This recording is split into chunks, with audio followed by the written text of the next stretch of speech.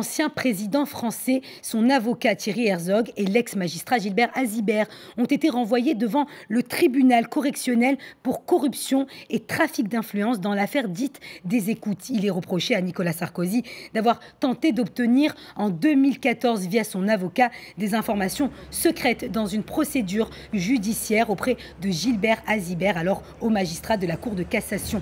L'ex-chef d'État demandait la restitution d'agendas saisis dans une affaire d'abus de faiblesse présumée à l'égard de la milliardaire Liliane Bettencourt qui s'était soldée, je vous le rappelle, par un non-lieu. Les avocats de Nicolas Sarkozy vont faire appel de son renvoi devant le tribunal. Et pour avoir justement plus de détails sur cette affaire, je vous propose d'écouter notre correspondant à Paris, Mustapha Toussa.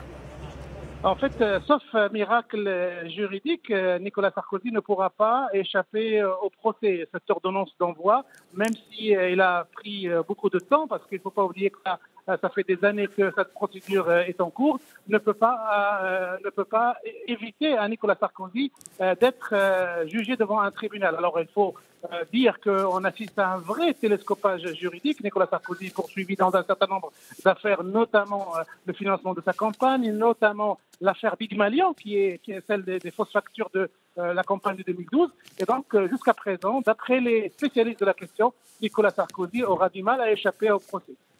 En fait, il y a une vraie surprise parce que ce télescopage juridique est en train d'enfoncer Nicolas Sarkozy. Alors, bien sûr, il y avait un certain nombre de voix politiques qui espéraient un jour que l'homme puisse revenir refaire de la politique comme il l'a déjà fait.